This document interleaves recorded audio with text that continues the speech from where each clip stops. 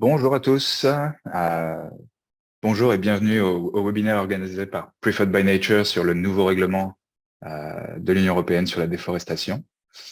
Merci d'être présents et bon appétit à tous ceux qui vont manger devant cette présentation. C'est un peu l'heure. Alors, je vais simplement dérouler la présentation dans un premier temps avec vous. Donc, juste pour vous informer un peu du déroulé de celle-ci, on va passer quelques minutes sur le mot de bienvenue, l'introduction et les questions pratiques. Ensuite, je vous présenterai pendant 40-45 minutes les grands enjeux de ce règlement et ce qu'on a pu extraire des informations présentes et disponibles actuellement. Et ensuite, on aura un petit temps de questions-réponses. On avancera ensemble là-dessus. Donc simplement, pour commencer et juste pour situer un peu le cadre, il est important de vous informer que ce webinaire est réalisé dans le cadre du projet LIFE, Legalwood, financé par le programme LIFE de l'Union européenne. Donc, ce projet se concentre sur le renforcement de la mise en œuvre du règlement bois de l'Union européenne. On va le répéter régulièrement. Mais pour des raisons évidentes, il inclut dans son champ d'application le règlement de l'Union européenne sur la déforestation.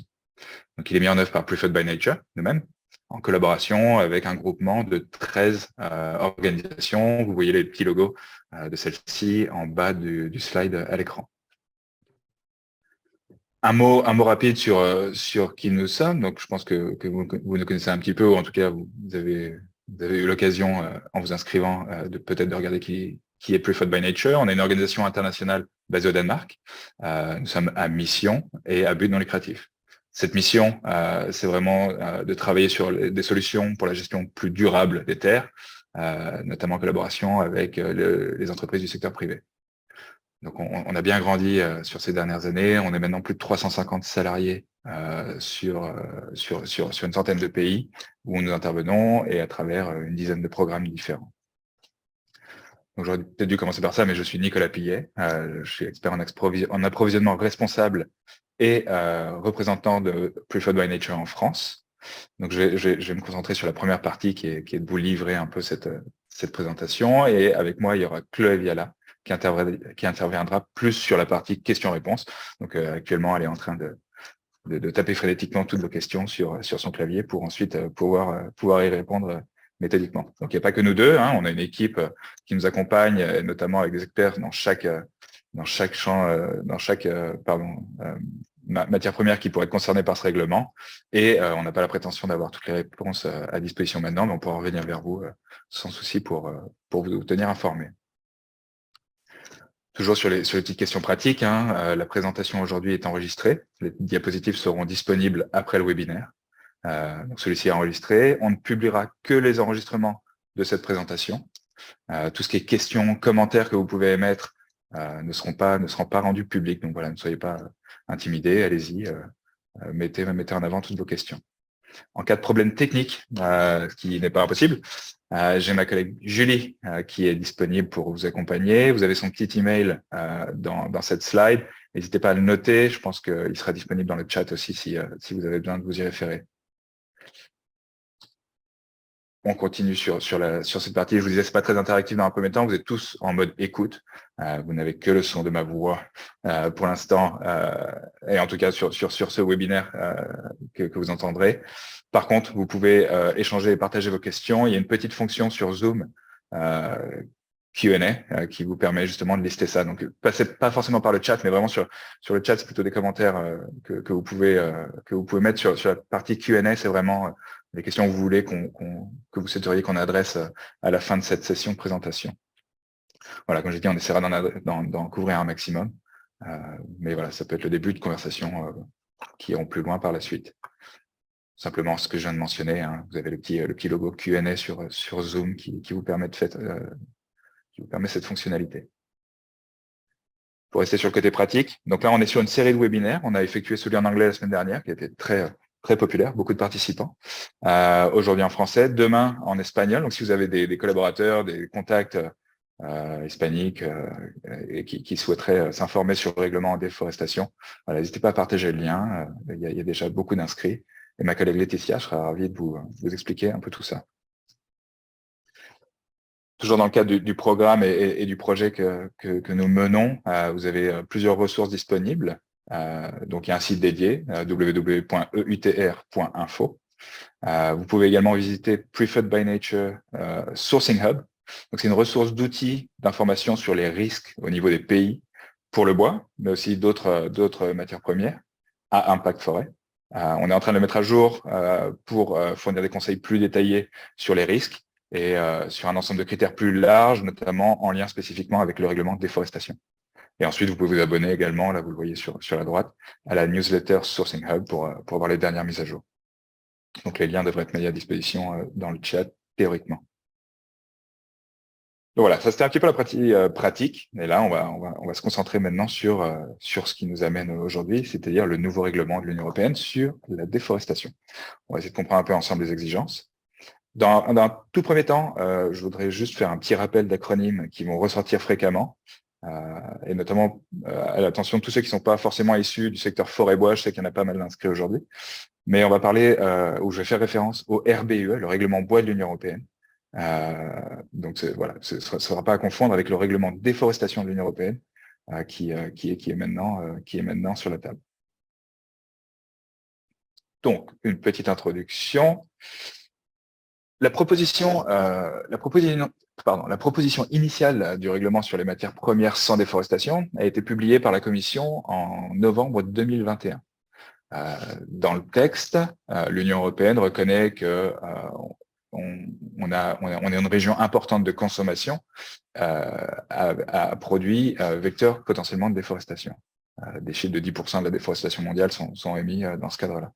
Donc évidemment, l'Union européenne exprime sa préoccupation sur la déforestation, mais aussi la dégradation des forêts, qui se produisent à un rythme alarmant et notamment aggravant le changement climatique et la perte de biodiversité. Donc ce règlement, en fait, sert un peu de phare dans le plan d'action du Green Deal. Pour ceux qui sont peut-être moins familiers, le Green Deal, en fait, c'est un ensemble d'initiatives qui ont été publiées en 2019, approuvées en 2020, qui a pour but principal de rendre l'Union européenne neutre d'ici 2050 d'un point de vue climatique. Donc voilà. Donc ce règlement, voilà, se concentre principalement sur des matières premières, des matières premières qui ont un impact fort sur les forêts et donc cible principalement des matières agricoles qui grignotent depuis pas mal d'années le couvert forestier mondial. Donc voilà, je peux vous lire la définition, hein, mais l'objectif est de minimiser la consommation de produits provenant de chaînes d'approvisionnement associées à la déforestation ou à la dégradation. Donc c'est des termes sur lesquels on reviendra. Et accroître la demande et le commerce de matières de produits sans déforestation. Autour du calendrier de mise en œuvre. Donc, le statut actuel du règlement est qu'au cours des derniers mois, des négociations ont eu lieu entre la Commission européenne, le Conseil de l'Union européenne et le Parlement européen, ce qui s'appelle le trilogue, sur 3 versions différentes du projet. Un accord a finalement été trouvé sur un texte unique, en tout cas sur les grands enjeux ou les enjeux majeurs liés à ce règlement, le 6 décembre 2022. C'est très frais. Depuis, les discussions sur les détails se poursuivent avec l'objectif une approbation du texte final dans le premier semestre de cette année, 2023. Il sera ensuite rendu public au journal officiel de l'Union européenne. Donc voilà, on est sur le premier trimestre 2023. Et 20 jours plus tard, il entrera en vigueur. Les entreprises, à ce moment-là, disposeront de 18 mois à partir de cette entrée en vigueur pour se conformer à toutes les exigences du règlement. Les petites entreprises et les micro-entreprises, eux, auront 6 mois supplémentaires jusqu'à 24 mois pour entrer en conformité. Et juste pour rappel, et ça c'est bien défini dans les textes européens, une petite entreprise, c'est une organisation qui a un chiffre d'affaires annuel qui ne dépasse pas 8 millions d'euros ou qui, sur un exercice, ne dépasse pas 50 salariés. Voilà, 18 mois, ça peut paraître confortable, mais en comparaison, ceux qui ont eu l'expérience de travailler dans le cadre du règlement bois de l'Union européenne, les entreprises ont eu 3 ans pour se mettre en conformité et ça n'a pas été non plus un chemin tranquille ou un parcours tranquille pour y arriver. Donc 18 mois, c'est relativement compressé dans le temps, c'est toutes ces mesures à mettre en œuvre. Donc la présentation d'aujourd'hui, elle se base principalement sur les textes ou les projets de textes originaux émis par la Commission, le Conseil et le Parlement européen, sur les communiqués de presse qui ont été diffusés depuis les institutions de l'Union européenne à la suite de la réunion du 6 décembre. Mais j'ai envie de dire surtout la version de texte de compromis final qui a été approuvée par le comité des représentants permanents. Donc c'est un peu technique, mais voilà, depuis le 21 décembre 2022, on a accès à ce texte qui n'est pas la version finale, hein, mais qui, selon nous, devrait excessivement s'en rapprocher. Les conversations qui se situent actuellement sont vraiment de l'ordre de définition, le choix des mots, etc. Donc on a quand même une très bonne orientation à ce moment-là. J'en parlais un petit peu plus tôt, le règlement bois de l'Union européenne existe et est en vigueur, mais ce règlement, le règlement déforestation, viendra remplacer le règlement bois qui est actuellement en vigueur, puisque celui-ci ne traite que du bois et évidemment le règlement déforestation couvre un panel de marchandises plus large. Donc il existe des similitudes, surtout en ce qui concerne les fonctions de diligence raisonnée des obligations des entreprises, mais il y a aussi plusieurs, voire pas mal de différences significatives importantes, et on va essayer de les surligner un petit peu dans cette présentation. On peut voir ici un petit peu le déroulé que ça pourrait avoir entre l'entrée en vigueur du règlement déforestation. 10 mois plus tard, le règlement bois sera abrogé. Néanmoins, il y a quand même une latitude où pendant 3 ans, le RBUE continue de s'appliquer si les arbres ont été récoltés avant l'entrée en vigueur du règlement déforestation et le bois est mis sur le marché à la date ou après l'entrée en vigueur du règlement déforestation. Donc voilà, il faudra bien au moment où ça se déroule, en tout cas, pour les opérateurs, se concentrer là-dessus pour être sûr d'être en conformité avec le bon règlement au bon moment. On a ici un aperçu de la structure et du contenu de ce règlement déforestation. Donc les grands points vont être une interdiction de mettre sur le marché de l'Union européenne ou d'exporter depuis l'Union européenne des produits qui ont été nourris avec ou ont été fabriqués à partir de produits qui ne sont pas exempts de déforestation ou n'ont pas été produits conformément à la législation dans le pays en vigueur, dans le pays de production. Il y a une obligation de diligence raisonnée pour les entreprises sur leur chaîne d'approvisionnement, et ceci afin de garantir que les risques de déforestation, le risque de production non conforme à la loi est faible. Enfin, le règlement impose une série d'obligations aux États membres pour assurer l'application, la mise en œuvre de ce règlement. Et il y a la mise en place de ce que le règlement appelle un système d'information, qui est aussi une grande nouveauté par rapport au RBUE. Et je pense qu'il est bienvenu parce que ça donne un peu plus de contexte et d'informations pour accompagner le secteur privé. Dans le cadre de cette présentation aujourd'hui, on va quand même plus se concentrer sur les parties, sur les 2 premières parties de ces piliers, on va dire, du règlement.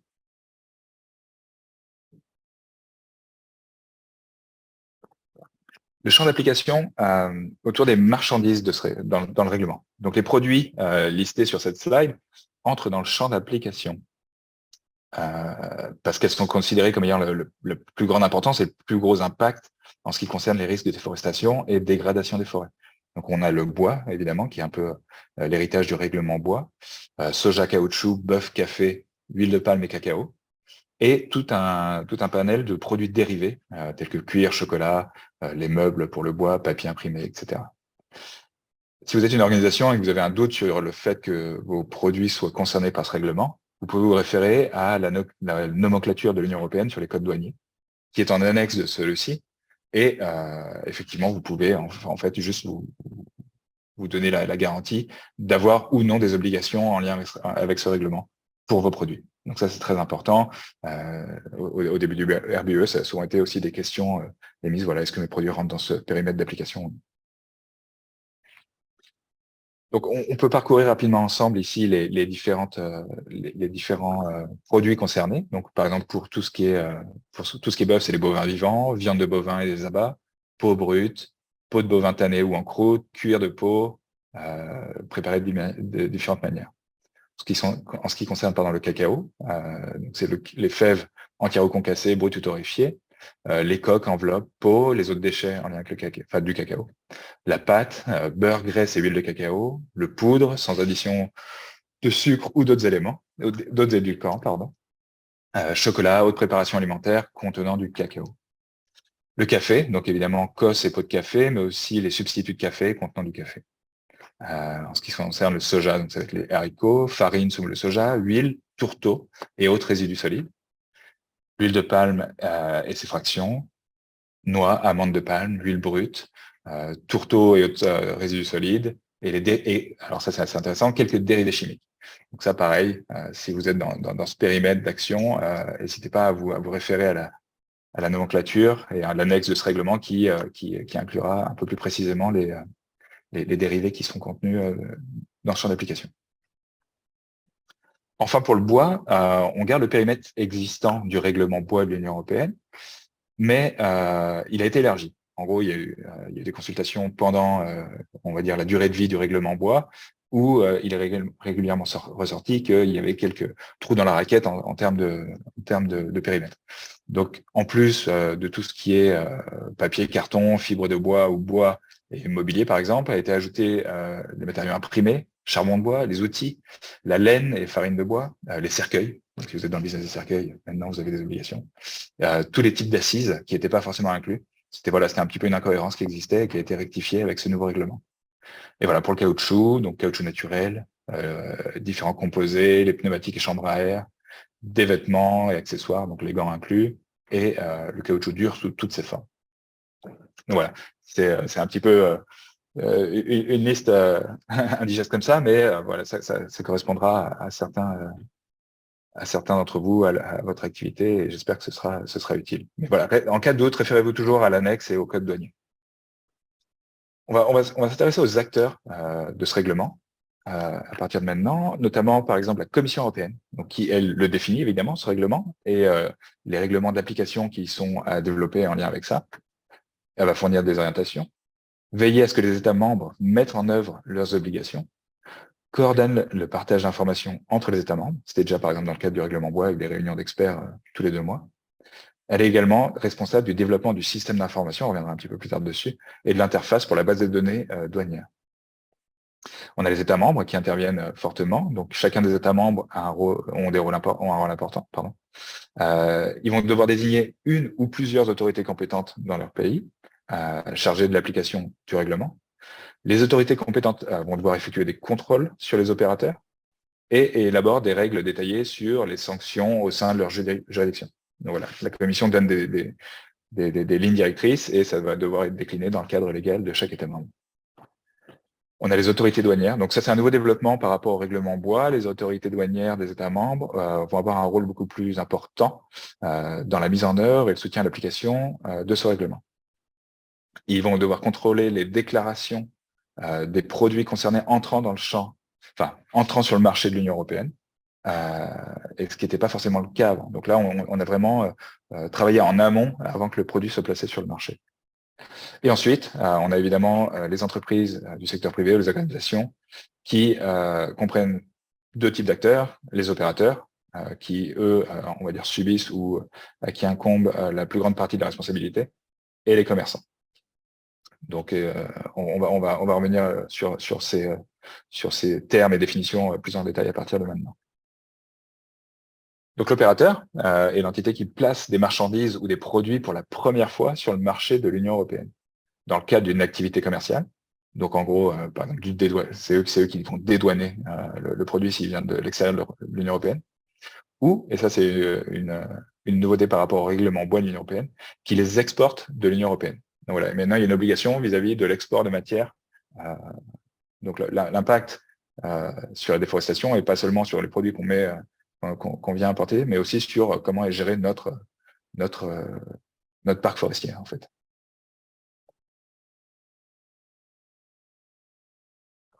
Le commerçant, c'est toute personne physique ou morale faisant partie de la chaîne d'approvisionnement, mais qui est autre que l'opérateur.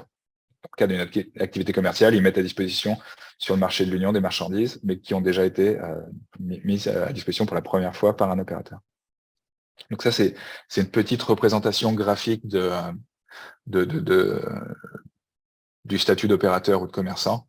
Donc voilà, par exemple, s'il y a des matières premières ou des produits qui viennent de l'extérieur de l'Union européenne, ça va être celui qui les met sur le marché pour la première fois. Donc il y a un moyen très simple, si vous avez un doute encore de le vérifier, c'est la boîte 8 sur le document administratif unique des douanes. Si vous êtes le consignee, vous êtes effectivement considéré comme l'opérateur. Alors c'est plutôt évident pour ceux qui mettent sur le marché depuis l'extérieur de l'Union européenne, mais ça peut être aussi des produits, comme je disais, produits récoltés sur le sol de l'Union. On a des forêts, on a des fermes, etc. qui produisent, et ça rentre dans ce périmètre dans le périmètre du règlement. Les commerçants, voilà, sont un peu au milieu sur la chaîne d'approvisionnement, et l'opérateur intervient également au moment de l'export de l'Union européenne. Ça, c'est important de le noter. Enfin, une autre évolution par rapport au règlement bois de l'Union européenne, déjà, c'est qu'on a perdu la notion d'organisation de contrôle. Donc, je ne vais pas m'étaler dessus, mais pour le coup, elle n'existe plus.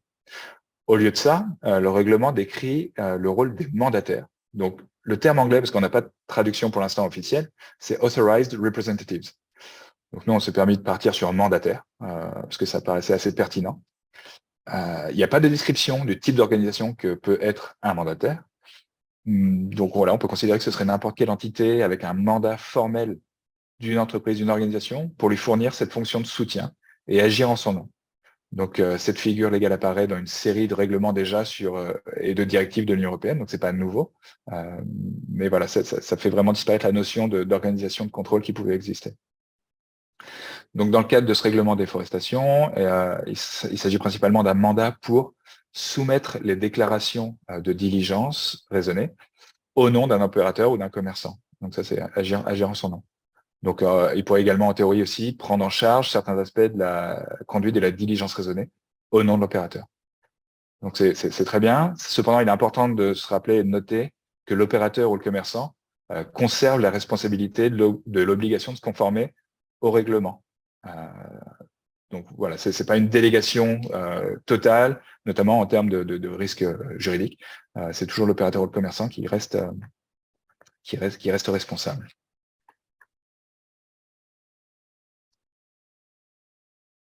Voilà, on a vu un petit peu on a couvert un peu les acteurs qui étaient mentionnés dans ce règlement de déforestation.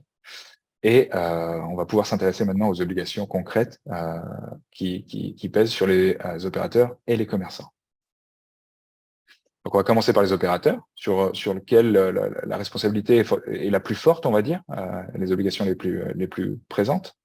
Dans un premier temps, ils ne peuvent mettre sur le marché de l'Union européenne ou en exporter à partir de celui-ci que des produits exempts de déforestation et qui ont été produits conformément à la législation du pays de production. L'opérateur doit également avoir mis en place un système de diligence raisonnée pour éviter, dans son approvisionnement, des matières premières ou des produits qui sont associés à des risques de production illégale ou de déforestation. Donc ça, c'est vraiment l'exercice de diligence raisonnée. Et enfin, tous les produits mis sur le marché ou exportés doivent être associés ou accompagnés d'une déclaration de diligence raisonnée faite auprès et sur le système d'information sur lequel on reviendra un petit peu plus tard. Donc ça, c'est les trois exigences vis-à-vis des opérateurs, listées dans l'article 4 du dernier document disponible et que je vous ai présenté un peu plus tôt. Et enfin, voilà, ce système de diligence raisonnée qui a été listé doit être fait au moyen de systèmes et de procédures. Donc, en gros, qui puissent être audités ou évalués de la part d'autorités compétentes. Quant aux commerçants, donc c'est comme on a dit, tous ceux qui mettent pas sur le marché pour la première fois, les obligations vont dépendre un peu de leur taille. Donc les commerçants qui sont des PME sont tenus de conserver des informations sur leurs fournisseurs et leurs clients, afin de faciliter la traçabilité des produits soumis à la réglementation. Donc effectivement, ils doivent recueillir et conserver des informations sur les acheteurs et les fournisseurs, y compris les numéros de référence des déclarations de diligence raisonnée qui ont été faites en amont lorsque le produit a été placé sur le marché, et conserver ces informations pendant au moins 5 ans. Ils doivent aussi être amenés à les soumettre aux autorités compétentes sur demande. Cependant, alors, c'est ce qui est assez novateur, les commerçants qui ne sont pas des PME, les plus grosses entreprises, et je reviendrai sur la définition après, sont tenus de respecter les mêmes obligations qu'un opérateur. Donc ceci, c'est excessivement important pour les grandes entreprises. Ils seront alors tenus de mettre en place un système de diligence raisonnée et d'effectuer cette diligence raisonnée complète sur les matières premières et les produits concernés.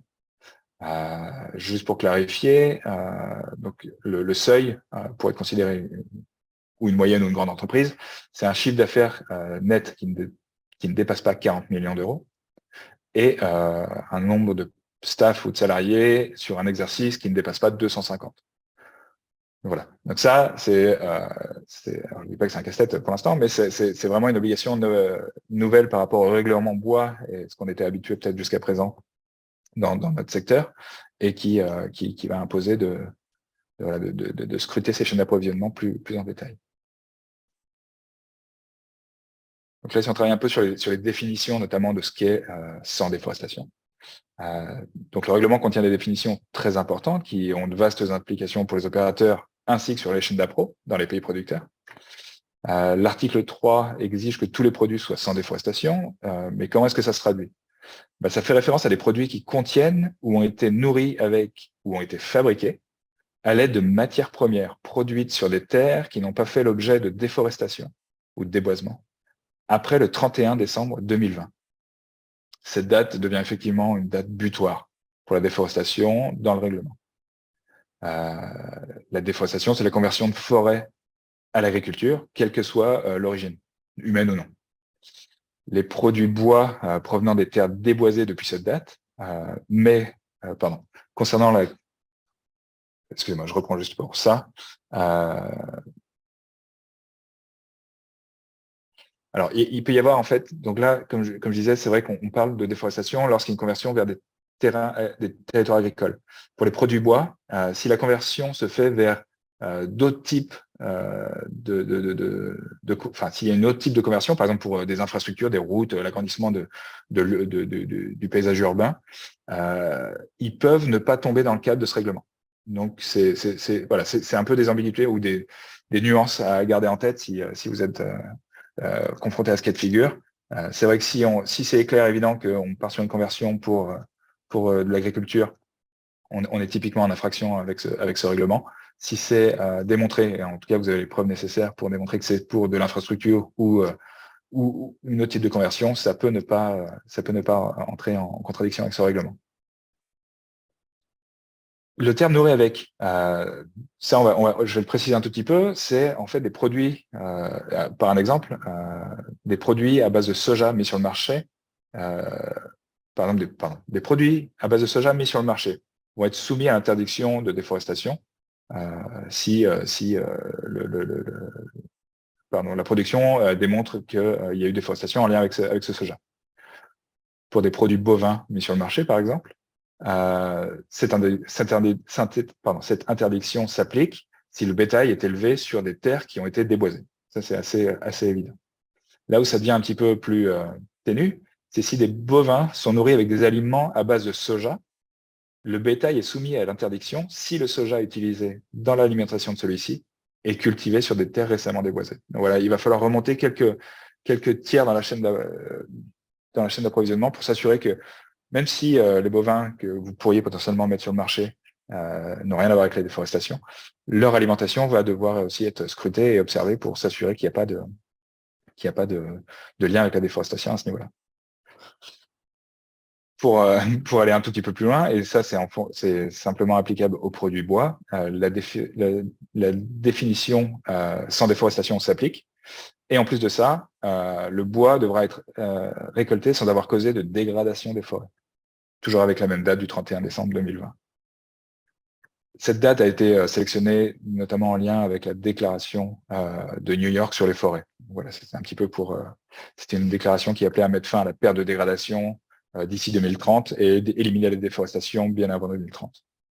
Voilà, je suis désolé, c'est vrai que c'est un petit peu peut-être la slide la plus complexe à articuler, notamment sur le concept de nourrir avec, mais voilà, gardez en tête, c'est vraiment cette date du 31 décembre 2020.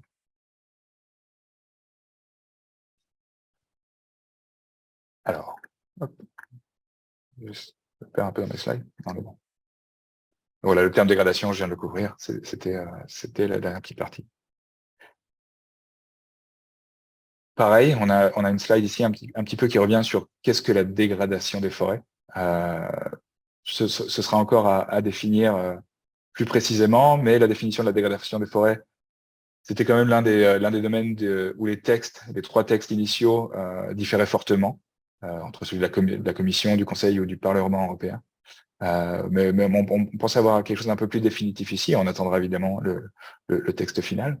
Mais la dégradation des forêts concerne les modifications structurelles du couvert forestier, prenant la forme de conversion de forêts primaires ou de forêts naturelles, ou de forêts, pardon, naturellement régénérées, en plantations forestières ou en autres terres boisées.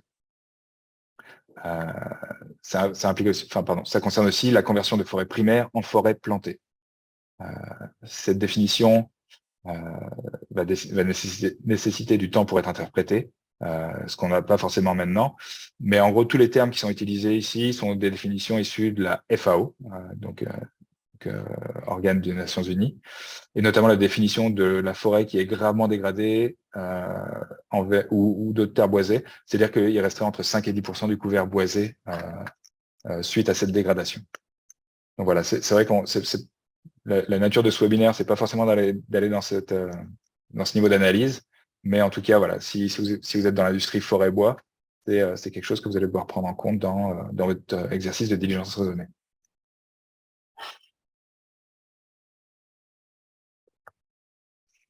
Donc la légalité, donc les marchandises vont devoir être produites légalement. Elle est définie comme le respect de la législation applicable ou en vigueur dans le pays de production.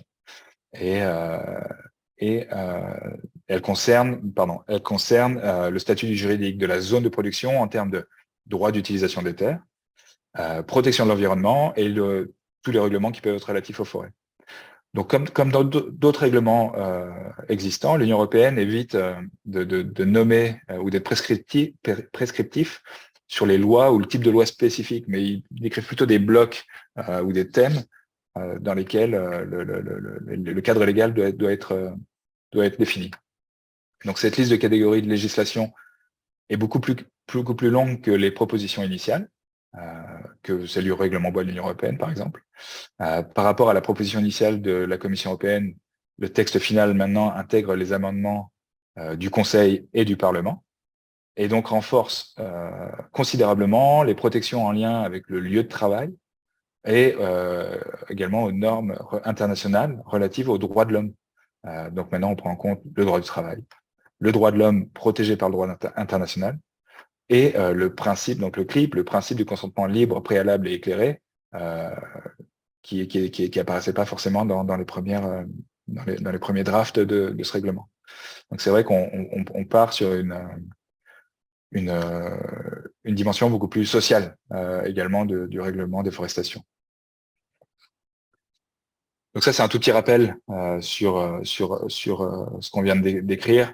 Le périmètre est juste un tout petit peu différent pour les produits bois qui doivent intégrer cette notion de déforestation.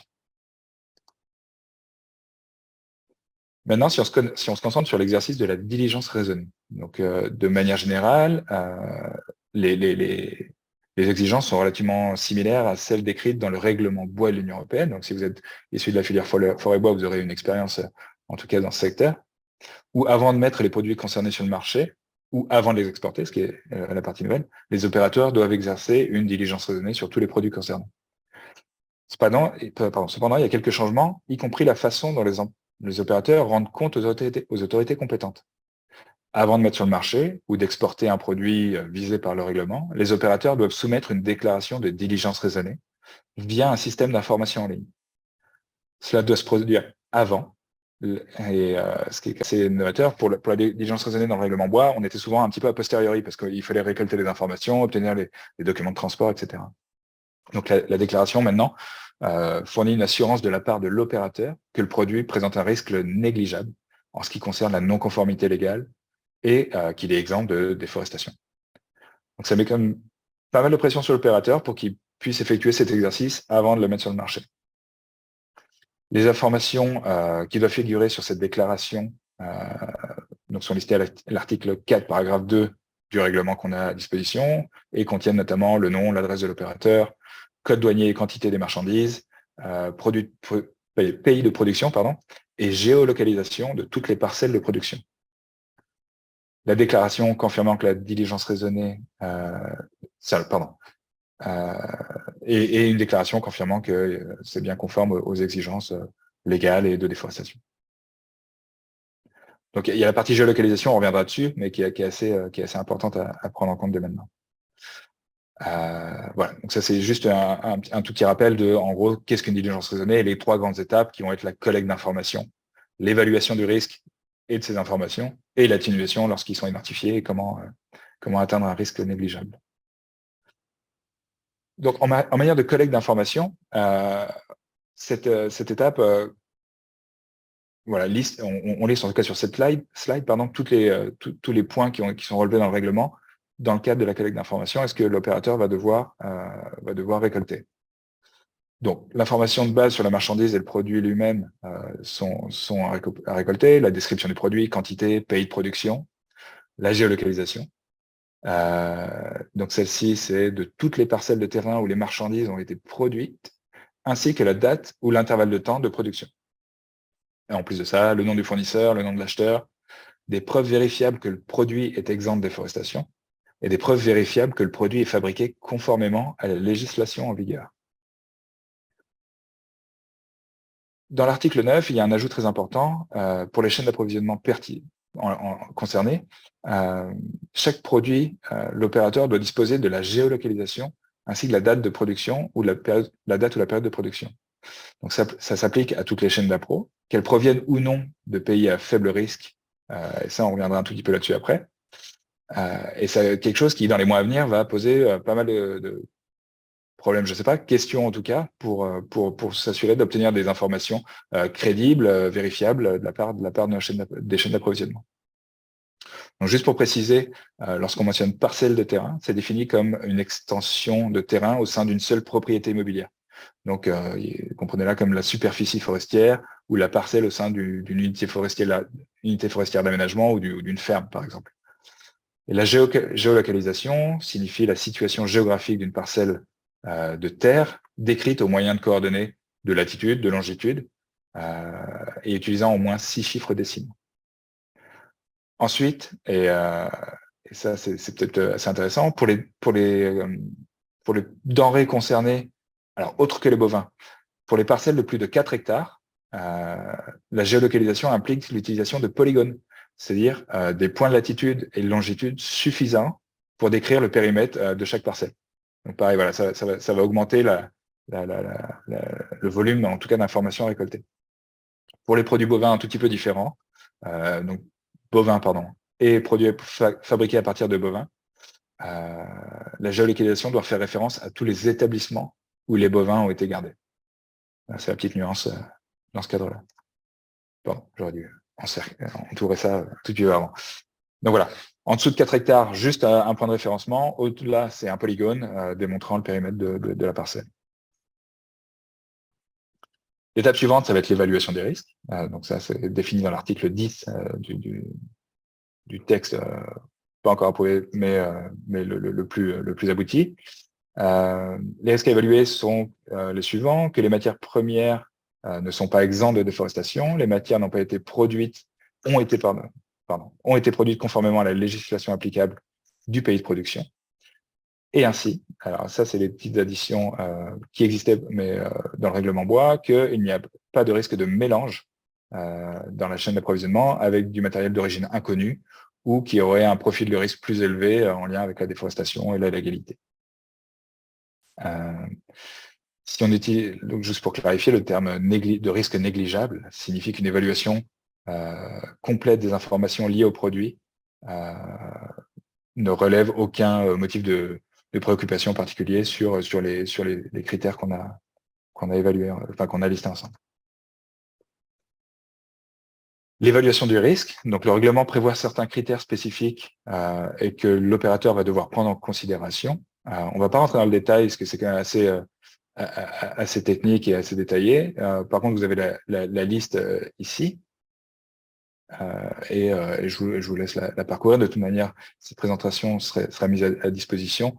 Mais tout bêtement, et je veux juste reprendre 2-3 points. Par exemple, la prévalence de déforestation. Alors déjà, l'opérateur va devoir s'assurer qu'il est bien concerné par la présence de forêts dans le pays et la zone de production. Ça peut paraître évident, mais c'est quand même le point d'entrée pour aller plus loin dans cette démarche. Est-ce que le pays ou la zone sont sujets à une prévalence sur la déforestation en particulier ou la dégradation des forêts? Est-ce qu'il y a des risques en lien avec la corruption, la falsification de documents? Est-ce qu'il y a une présence de conflits armés ou des embargos et des sanctions imposées par le Conseil de sécurité ou des Nations Unies ou de l'Union européenne? Voilà, ça va être des choses comme ça. La complexité de la chaîne d'approvisionnement, je ne l'ai pas mentionné en lien, mais il y a aussi c'est relativement proche avec le risque de mélange de matériaux, de matières d'origine inconnue ou présentant des risques. Et donc voilà.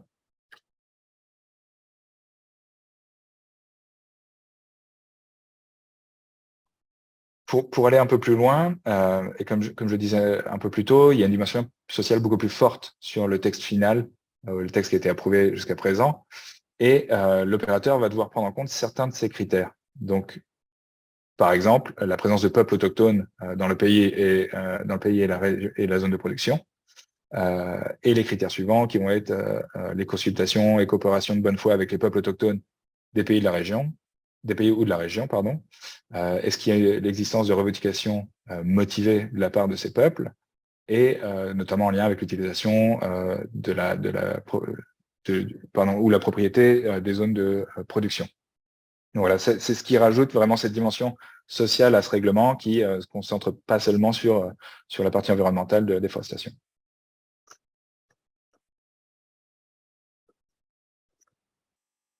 On va sortir un tout petit peu de l'exercice de la diligence raisonnée, et on y reviendra juste après, pour s'attarder un instant sur un nouveau développement qui existe dans ce règlement. C'est que la Commission européenne veut fournir une base de données centralisée d'évaluation de risques par pays. Donc, il réfère à cet exercice comme un benchmark.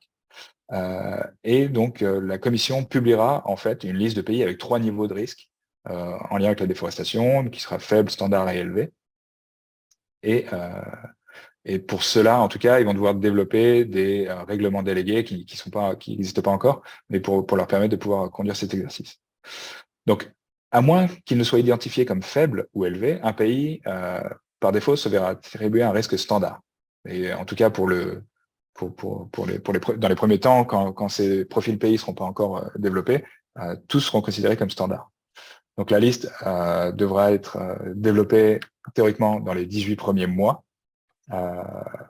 Donc, en gros, la période d'entrée en vigueur du règlement est pour les opérateurs de mise en œuvre de toutes les obligations. L'objectif de créer ce benchmark ou cette étude comparative de pays, c'est de respecter le principe de proportionnalité de toutes les lois de l'Union européenne en minimisant le fardeau ou la mise en œuvre du règlement là où il aurait moins d'impact, ou inversement, en veillant à ce que ce règlement se concentre vraiment là où il est nécessaire, où il y aurait le plus d'impact et le plus de succès, entre guillemets. C'est aussi l'objectif d'avoir un petit peu un pied d'égalité à travers les États membres, et notamment sur l'interprétation des risques et de comment les contrôler auprès des opérateurs. Ça, c'est quand même quelque chose qui était absent dans le règlement bois de l'Union européenne, qui était souvent réclamé. Donc, c'est un développement assez positif, je pense, pour le secteur privé. Donc, on revient sur l'exercice de diligence raisonnée, qui va, et vous allez voir le lien tout de suite avec ce classement des pays. Donc, si les opérateurs se provisionnent dans des pays que la Commission a désignés comme à faible risque, les opérateurs seront autorisés à effectuer ce qu'on appelle une diligence raisonnée simplifiée, qui comprend uniquement la première étape de la diligence raisonnée, c'est-à-dire collecter les informations. Et je rappelle que la géolocalisation s'applique toujours dans ce cadre-là. Par contre, ils sont dispensés d'effectuer la deuxième et troisième étape du process, qui sont l'évaluation et l'atténuation des risques. Donc ça, c'est quand même plutôt positif. Ça devrait alléger, en tout cas, le travail administratif dans ce cadre-là. Néanmoins, ils vont devoir toujours considérer la complexité de la chaîne d'approvisionnement, parce que s'il y a des passages dans des pays tierces qui, eux, présentent des risques, ou des risques de mélange, etc., il faudra quand même les prendre en compte. La dernière étape du process de diligence raisonnée, c'est l'atténuation des risques. Donc, les opérateurs vont devoir mettre en place des contrôles des procédures pour atténuer ou gérer leurs risques. Donc, ils vont devoir effectuer tout cet exercice, et notamment l'atténuation, avant la mise en marché des marchandises ou avant l'exportation. pareil, ça, c'est potentiellement un challenge. Une question qui est fréquemment posée, c'est le rôle des systèmes de certification. Donc, à l'instar du règlement bois de l'Union européenne, par exemple, la certification ou d'autres systèmes de vérification par tierces parties indépendantes peuvent être utilisés dans un process d'évaluation ou d'atténuation des risques, donc excessivement utile. Et Preferred by Nature est vraiment un avocat de cette méthode. Toutefois, il n'y a pas de voie verte, donc ça c'est le terme anglais de green lane, mais qui est en gros de passe-droit pour les matériaux certifiés. Donc, il ne se substitue pas à la responsabilité de l'opérateur de conduire et d'effectuer sa diligence raisonnée. Voilà. Donc ça, c'est vraiment quelque chose d'important à garder en tête, très utile, mais on va devoir quand même effectuer ce travail de diligence raisonnée et potentiellement atténuer les risques par l'utilisation de ces schémas de certification. Maintenant, on va se concentrer un tout petit peu sur ce que pourra être ce système d'information qui est décrit dans l'article 31 de ce règlement. Ici, c'est une illustration de notre compréhension de celui-ci à partir du texte disponible. Donc, premièrement, la Commission nous informe que le système fournira une série de fonctionnalités comme l'enregistrement des opérateurs, téléchargement et liaison avec les déclarations de diligence raisonnée avec avec les déclarations déjà existantes en douane. Donc, il y a une communication entre ces guichets, on va dire. Capacité aussi, il y aura une capacité pour les autorités d'enregistrer le résultat de contrôle sur les déclarations de diligence raisonnée. Voilà, une plus grande harmonisation dans les pratiques. Et ça permettra surtout à ces autorités d'avoir un profilage des risques et des opérateurs en fonction de l'origine ou des marchandises plus important. Donc, cibler vraiment leurs actions. Donc, l'opérateur qui est ici sur le côté gauche devra soumettre sa déclaration en même temps que sa déclaration en douane aussi sur le système d'information. Et ces deux déclarations communiqueront, elles seront liées l'une à l'autre. Et lorsque l'opérateur demande le dédouanement, les agents des douanes peuvent vérifier si cette demande est effectuée sur l'interface et la lier avec leur dédouanement. Donc, cette présentation ici se concentre uniquement sur l'opérateur, sur l'interface qu'il aura, mais il y a aussi d'autres aspects du système qu'on n'a pas développés ici, qui font peut-être le sujet d'un autre webinaire. Mais voilà, ce qui est clair, c'est qu'il y aura un système en ligne où les autorités douanières pourront vérifier les informations de diligence raisonnée, que les autorités compétentes dans leur contrôle et leurs inspections aussi pourront l'utiliser.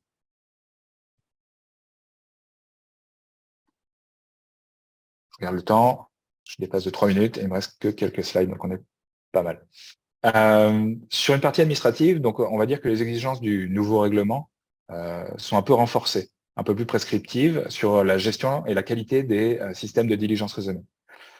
Ce qui manquait peut-être un petit peu dans le cadre du règlement bois de l'Union européenne. Donc les systèmes de diligence raisonnée doivent être documentés. Il doit être révisé ou réexaminé par l'opérateur au moins une fois par an. Et ce système comprendra pour tous les opérateurs qui ne sont pas des PME, donc les gros, on va dire les plus larges entreprises, la nomination d'un responsable de la conformité au niveau de la direction de l'entreprise. C'est assez important pour s'approprier en gros cet exercice. Et la mise en place d'un audit indépendant périodique pour évaluer l'efficacité des politiques, des contrôles et des procédures internes de l'entreprise. Voilà, ça reste un petit peu à définir les modalités, mais c'est deux éléments novateurs qui devraient renforcer un peu cette mise en œuvre.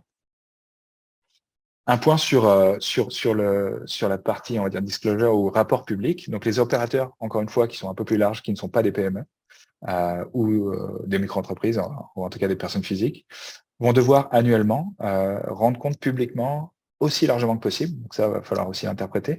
Donc, il y a une référence y compris sur Internet. Il va falloir rendre compte de leur système de diligence raisonnée. Donc ça, c'est pareil, le cadre précis va être un peu à définir et le règlement s'y attache déjà un petit peu. Ce qui est intéressant de noter, c'est qu'il y a de plus en plus d'obligations à travers tous les règlements européens de rapports publics, et celle-ci n'est pas forcément obligatoirement à faire dans le cadre du règlement déforestation, mais peut être intégrée sur d'autres règlements existants. Donc voilà, les rapports extra-financiers, etc. Donc ça, pour les entreprises, ça peut ne pas être un exercice additionnel trop compliqué. Et on va terminer sur la dernière partie qui s'attache au contrôle et sanctions des autorités compétentes, donc assez brièvement. Donc les autorités compétentes sont en charge de la mise en œuvre et des contrôles des opérateurs, effectivement. Ils vont utiliser le système d'information comme on l'a vu un peu plus tôt, et ils ont certaines obligations, notamment répondre aux rapports étayés qui peuvent être mis à disposition de la part d'ONG, mais aussi de produire des rapports et publics et à la destination de la Commission européenne, au moins une fois par an sur le volume d'activité qu'ils auront effectué. Le contrôle des opérateurs va être un peu plus cadré aussi, et donc là, il y a en gros une liste de volumes, en tout cas de contrôles à effectuer pour ces autorités compétentes. En cas de risque standard, donc ça va être au moins 5% des opérateurs. En cas de risque élevé, on augmente le volume, mais aussi la quantité. Donc, il y a non seulement 9% des opérateurs, mais aussi du volume total qui est mis sur le marché. Et évidemment, sur le risque faible, on réduit énormément l'ampleur des contrôles à effectuer. Un petit commentaire sur la droite qui est assez intéressant, c'est que les autorités peuvent potentiellement, en tout cas, c'est laissé à la discrétion des États membres, facturer aux opérateurs les coûts engagés de leurs activités en cas de non-conformité. Donc ça, c'est assez novateur aussi. Les actions correctives qui peuvent être mises en place, donc pareil, je ne vais pas trop m'attarder, mais elles sont on va dire, listées dans le règlement, et ensuite il faudra les décliner dans les cadres légaux des États membres. Mais ça peut être des rectifications de non-conformité observées, ou l'arrêt de la mise en marché d'un certain produit ou d'une matière, des rappels, des retraits, donc recontacter ses clients pour aller récupérer des matériaux, le don à destination d'œuvres caritatives ou d'intérêt public, ou clairement l'élimination du produit. Donc ça, c'est évidemment en lien avec les règles de gestion des déchets. Et enfin, je pense que ce sera le dernier slide, pardon. Ça, c'est plus en lien avec les sanctions. Le régime de sanctions, ou en tout cas le panel de sanctions disponible est assez large. Ça peut partir d'amendes, confiscation des revenus en lien avec les recettes faites sur les produits en question, l'exclusion temporaire, cette fois, de l'accès au marché public. Pareil, c'est quelque chose qui n'était pas forcément listé dans le règlement bois ou que je connaissais pas. L'interdiction de commercer, de mise en marché, et l'interdiction d'appliquer la diligence raisonnée simplifiée. Voilà. Voilà, j'accélère un petit peu sur la fin. C'est vrai que c'est des grandes lignes, en tout cas sur les sanctions et les contrôles qui sont établis par le règlement, mais qui vont devoir être convertis ensuite dans le cadre national. Donc ce sera un exercice supplémentaire d'aller fouiller les règlements développés par chaque pays. Merci beaucoup.